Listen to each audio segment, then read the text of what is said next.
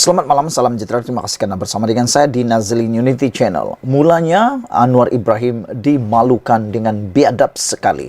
Tapi lihat, ini yang berlaku selepas beberapa jam dipermalukan secara biadab. Anwar Ibrahim tampil dengan perkataan yang paling luar biasa. Sebelum kita teruskan ulasan kali ini, jangan lupa tinggalkan komen Anda, tekan butang subscribe.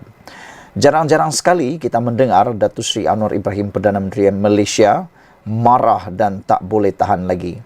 Kadang-kadang ramai pemerhati politik dan juga pengikut-pengikut politik Malaysia menganggap Datuk Seri Anwar Ibrahim sebagai seorang Perdana Menteri yang sangat tahan lasak. Bahkan dianggap sebagai seorang yang mempunyai hati yang amat kental dan tidak pula cepat marah. Selain daripada itu, ada juga yang menggelar Anwar Ibrahim sebagai orang yang teramat sabar, sehingga kan ianya digelar sebagai tak langsung pandai belas dendam. Hari ini akhirnya Anwar Ibrahim tak tahan lagi. Dia kata, Perdana Menteri Anwar Ibrahim menganggap kenyataan Ketua Dewan Ulama PAS sebagai biadab. Apa nak jadi dengan Ketua Dewan Ulama PAS ini? Sehingga Anwar Ibrahim yang terkenal dengan kesabaran dan juga budi bicara beliau yang dianggap sebagai berbudi pekerti luar biasa ini tak tahan lagi sehingga sanggup menyatakan bahawa kenyataan Ketua Ulama itu sebagai biadab, Ketua Ulama PAS sebagai biadab. Bayangkanlah, kalau Anda dapat fikirkan apa yang dimaksudkan, Anda pasti akan menjadi hairan. Anwar Ibrahim yang sangat penyabar boleh pula menganggap kenyataan Ketua Dewan Ulama PAS itu sebagai biadab. Dapat mengagak atau Anda dapat meramalkan sehingga ke mana perkara itu berlaku. Perdana Menteri Anwar Ibrahim pagi tadi menyelar tindakan Ketua Dewan Ulama PAS Ahmad Yahya kerana mendakwa Putrajaya bersikap apologetik dalam pendirian terhadap perjuangan Palestin. Menggelar Ahmad sebagai biadab, Anwar menegaskan bahawa kerajaan sentiasa tidak berbelah bahagi atau teragak-agak dalam memberikan sokongan kepada Palestin. Hal itu katanya bertentangan dengan dakwaan Ahmad yang juga ahli Parlimen Pokok Senau, seperti yang disiarkan lidah rasmi PAS Harakah Delhi semalam. Dalam gambar tersebut, itulah yang membuatkan Anwar Ibrahim marah. Dengan tajuk daripada Harakah Delhi, Malaysia di bawah Anwar ragu-ragu sokong Palestin. Persoalan itu menjadi tanda tanya yang luar biasa. Namun yang paling membuatkan orang marah, termasuklah Anwar Ibrahim, ialah tindakan mereka menyiarkan gambar yang mana seakan-akan Anwar Ibrahim berada di hadapan bendera Israel. Inilah yang menimbulkan kemarahan kepada Anwar Ibrahim. Artikel itu disiarkan bersama gambar Anwar dengan imej bendera Israel diletakkan di belakangnya.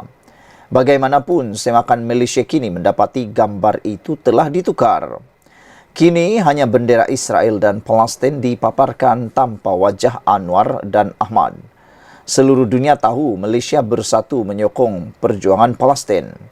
Kami juga mengadakan mesyuarat setiap hari mengenai isu Palestin. Kami meminta OIC, Rusia dan China untuk membantu, kata Anwar Ibrahim. Tetapi Ahmad, iaitu Ketua Ulama PAS ini, boleh saja membuat kenyataan biadab dan kurang ajar, kata Anwar semasa sesi soal jawab Perdana Menteri di Dewan Rakyat pagi ini.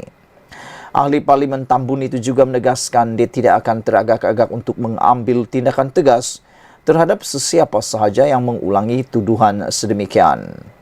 Kata Anwar Ibrahim, lain-lain boleh terima. Dengar baik-baik, kata Anwar Ibrahim, apa yang saya katakan. Supaya Ketua Ulama PAS tidak menggunakan harakah untuk mengaitkan saya dengan Israel lagi, kata beliau. Itu adalah kenyataan yang biadab, yang melanggar tata susila, fitnah yang menggunakan serban, dan saya bantah sekeras-kerasnya, kata Anwar. Kalau diulang lagi, saya akan ambil tindakan keras, katanya. Ada netizen dalam ruangan komen di Malaysia kini menulis, kata mereka, sudahlah, cukup-cukuplah Anwar Ibrahim hanya memberikan amaran demi amaran demi amaran. Kata mereka karena tindakan Anwar yang sering kali bersabar setahap dewa, sehingga kan hanya memberikan amaran demi amaran tanpa ada apa-apa tindakan yang tegas, membuatkan mereka naik kepala, kata beberapa orang netizen dalam ruangan komen. Apa pula pendapat Anda? Adakah Anwar Ibrahim patut teruskan saja sikapnya untuk hanya terus memberi amaran, ataukah beliau sudah berubah untuk membuat tindakan yang lebih keras? Ahmad kemudian bangun untuk memberi penjelasan terhadap kenyataan Anwar. Kata Ahmad, laporan portal rasmi PAS itu bukan bersifat tuduhan kerana ada tanda soal di akhir tajuknya. Itu kenyataan laporan itu diterbitkan adalah satu persoalan, bukan tuduhan. Katanya yang turut berterima kasih kepada Perdana Menteri kerana membaca haraka. Ahmad turut menjelaskan ia adalah sama saja dengan persoalan lain yang dibangkitkan dan dijawab Anwar, kata beliau. Anwar kemudian memberitahu dia marah kerana gambar yang digunakan dalam laporan tersebut turut memaparkan bendera Israel sebagai latar belakang. Itulah, ada orang yang mengaitkan perkara-perkara yang lalu. Mereka kata sudah cakap baru minta maaf, sudah buat baru minta maaf, kata mereka. Tapi kata Anwar Ibrahim, tak apa nak marah saya, nak kritik saya. Itu saya terima dengan baik. Tapi ini laporan disiarkan, jangan, kata Anwar Ibrahim.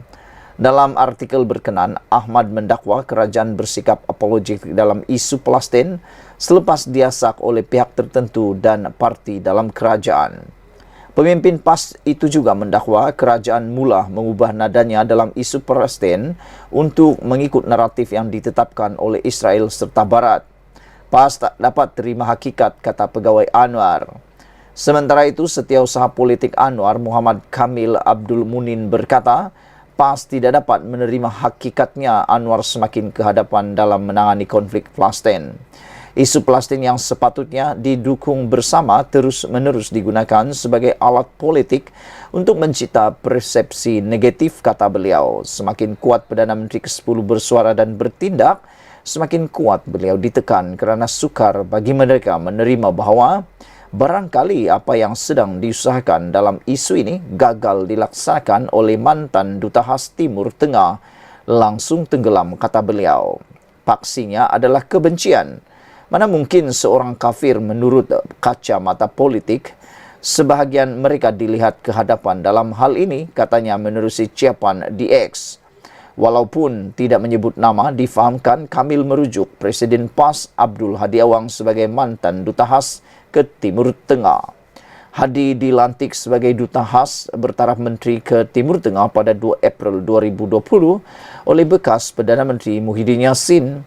Ketika itu, kerajaan ketika itu menegaskan ia bukan lantikan politik, sebaliknya dibuat berdasarkan kepada ketokohan dan kepimpinannya. Sekian dulu untuk kali ini. Jangan lupa tinggalkan komen Anda, tekan butang subscribe. Kita jumpa lagi. Bye-bye.